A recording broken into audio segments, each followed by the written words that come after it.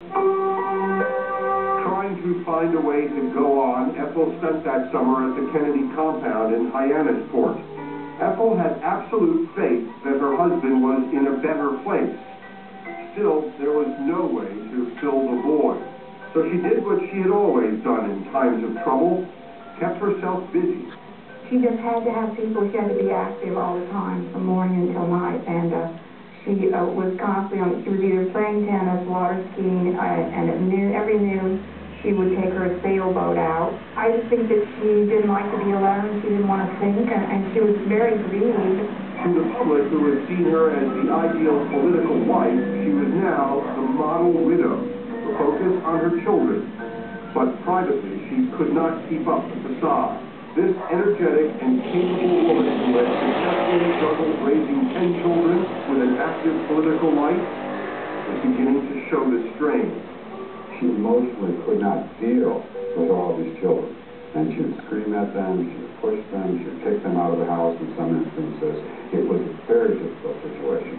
And it was doubly difficult because there was this image out in the world of this wonderful Kennedy family with everything being perfect.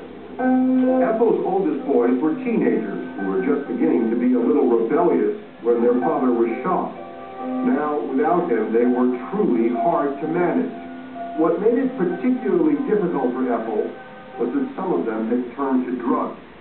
It was a horrible situation. What had once been this happy-go-lucky home with everyone playing and running and enjoying one another and having parties, that all disappeared. It all ended. In the midst of their struggles, Ethel gave birth to a daughter, Rory.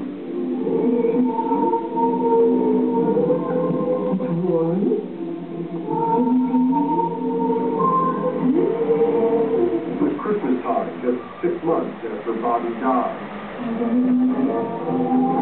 Ted Kennedy stayed by Ethel's side throughout this difficult period. Soon, she and her children came to rely on him as a kind of surrogate father.